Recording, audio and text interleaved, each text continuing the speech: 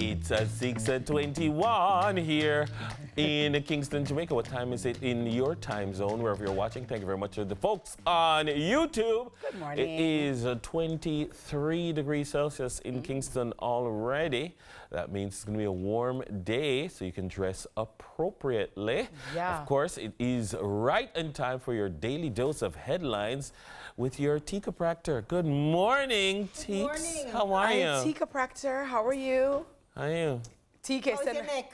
Yeah, man. I'm in your neck of the woods. Me know she's coming out. And she said her duppy, you know. This morning, you know. Me say, yeah, man.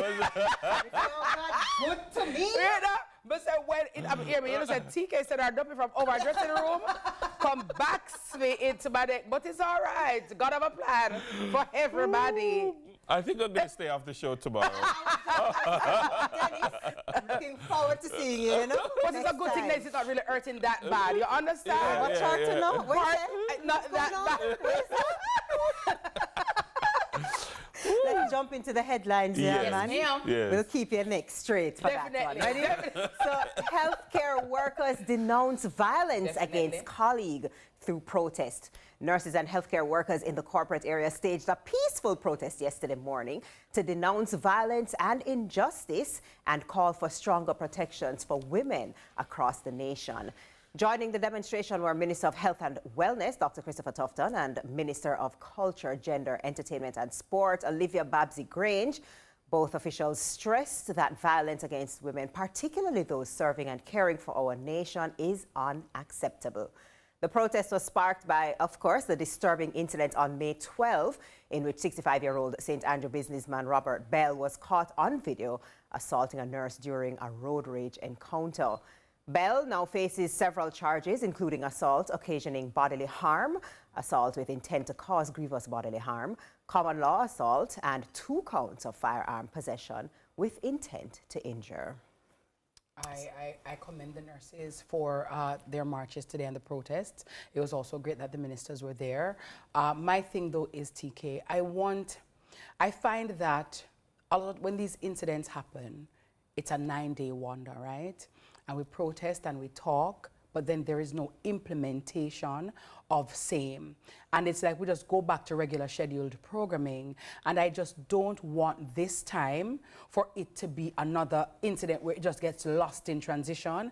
I'm hoping for something tangible, something meaningful, maybe something from the legislature in terms of our laws or tougher fines or something. And also just an awareness, right? So a public campaign as to how men should treat women, how women should acquit themselves, how we should treat each other as human beings. So outside of a gender thing, Dennis, just as a human being, as a person, how do we respect ourselves, respect others, be tolerant, as you mentioned yesterday, dealing with our anger, right? So we have to put things in place to mitigate these circumstances, but it shouldn't be a situation where it's just for the camera and it's just for the here and now, and 9 days after, it's just back to what we were doing before, right? There are too many women who have suffered at the hands of men in this country.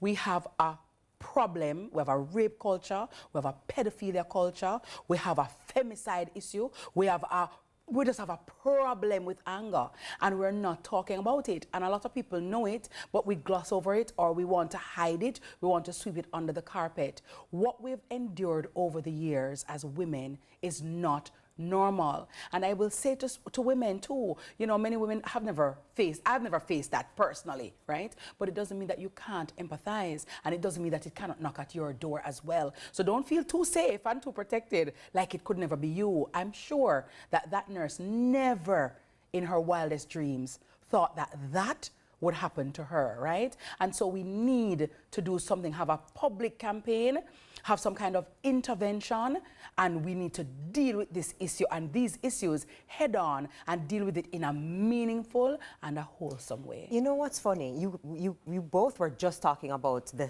sometimes a fine line between discipline and abuse when it comes to parenting.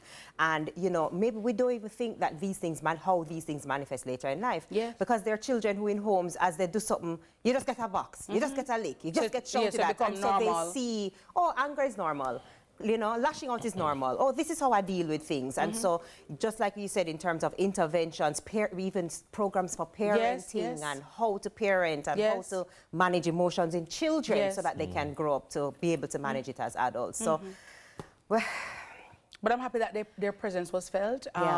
It is a sad situation, and I'm happy that the nurses came out, you know. And as I said, I just hope that it will just move from a march into something meaningful that we can implement in our daily lives and change the way that we've been operating, because it is not business as usual and it is not normal. It isn't. Yeah. Next up, UTech academic and administrative staff protest for Anissa Dworth.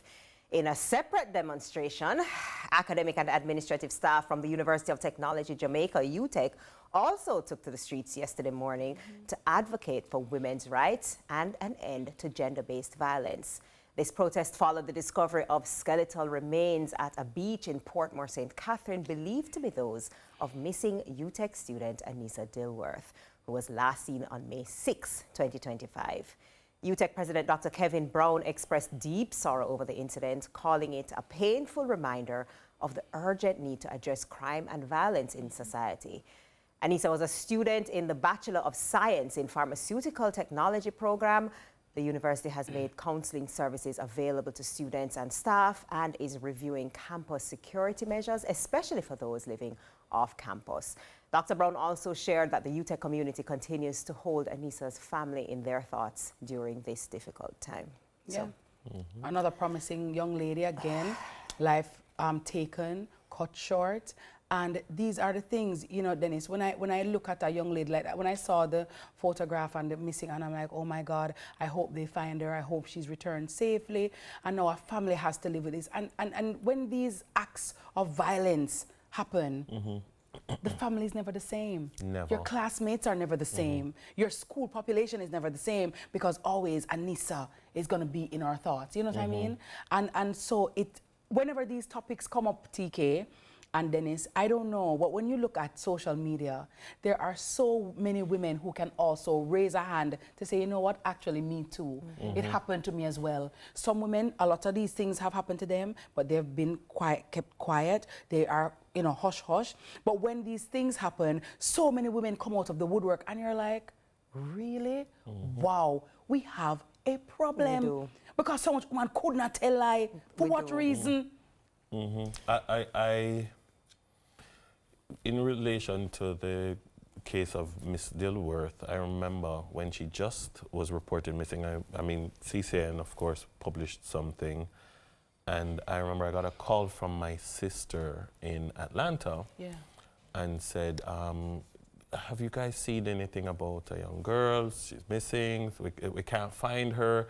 And, you know, she's a relative of some folks up this side, and, you know, we're in church having prayer meeting, praying that she'll be found safely.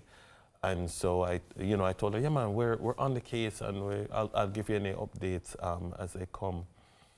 And I remember when I got the call that a body was found, and it was believed to be hers. And when I got the call saying that we're pretty confident that it's her, you know, we were about to put out the information, and, you know, you're going through the process of making sure that the family knows. And then when you're satisfied that the family has been aware, because what you don't want is them to find out in the media. And you're trying to contain, for instance, who's in this space. Is there anybody taking pictures or videos? You know, you want to contain the space, so because you don't want to pick up your phone and see that, your family member, because that's the world that we live in now. And I remember I called my sister, and I said to her, tell the church it's not good news. So shift the prayers to prayers for the family, because she's not coming home. That kind of a phone call is never easy to make, and I spare a thought for the family. I was listening to the father speak on a station yesterday, and it's clear, like he was talking about his daughter, his and how baby. she was a young sprinter, and she ran the 100 and the 200, and, you know, she had all sorts of talents and aspirations and dreams, and he gone. He gone, and she never do anybody anything. And I was having a conversation with someone just last week, and the discussion was about somebody who was unable to perform a particular task on a particular day, a young lady, and she approached the young lady and said, "What's going on? You're supposed to deliver," and she said, you know, she was having some issues, and when she opened up, it was a sexual assault. And so she, the particular individual, and another woman were there, and they were trying to console, one was trying to console her, and she noticed, the person who was speaking noticed that the other young lady was not consoling her. She was very cold towards her. So when they left, she said, "Boy, what happened here? You're just cold towards, she do something?" And she said, "No, but that's my issue. I can't, because I was raped by my father as a child. I can't." So when I say that, I can't do it. I just become completely immobilized. Yeah. And so, to your point, there's trauma hiding behind the surface that many people don't know. Yes, behind people a lot of wigs and makeups and well-dressed come women. aware, All you walks of understand? life, all walks of life, uptown, downtown, country, everywhere. Professor Freddie Hicklin did say, you know, more of us mad than we think, you know, way out. There are people who are just managing their mental illnesses that they're walking around with every day. And managing their trauma as best as they can. Yeah. But then it manifests itself in different ways. Yeah. And so I'm asking the well-thinking men, right? Stand up for us as well, because there are well-thinking men out there in our society who love us, who protect us, who provide for us. We need you guys to stand up with us, stand up for us, because at the end of the day, I say, if there are no women, there is no life, right? So we just don't want women to be existing. We want well-thinking women, women who are loved, women who are in a right state of mind, a good place, right? And so there are, and a lot of these things in a TK is not nobody from far. Sometimes there's somebody very near, in the family, in the household. No, it's almost overwhelmingly that case. Yeah. It is when it is, I mean, there are random cases like the case with the nurse, that this is just a random act of road rage and an altercation. But especially with children, it's always somebody who's breached a position of trust. Yeah.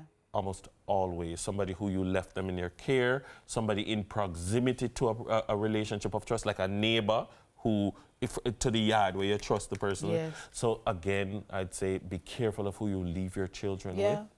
Be careful of who you trust your children with. Yeah. Because, you know, and it is no respecter of gender. Yeah, and if you say, and if you see something or know something, say something, because you're just as complicit if you're hiding and if you're covering. Too many people know and cover and try to protect the predators, protect those perpetrators of violence against women. If you know them, call them out, name them, and shame them. When you do that, you might just save a life. Oftentimes, we focus so much on the victim and re-victimize the victim. And that's why a lot of women, too, don't want to come out and speak, because you're going to judge me. So you know what, me just I'll stick. You got to ask a woman did have on a way they do this. So, you. The veil of secrecy and the veil of shame Predators thrive. Is where they thrive. Yeah. So let us lift the veil, yeah? All right. Good job. Thank you so much, TK. All right, that's all the time we have for headlines. And when sunrise returns, it's time to stay smart and be cyber bright. So please stay with us to learn more. It still and always is sunrise.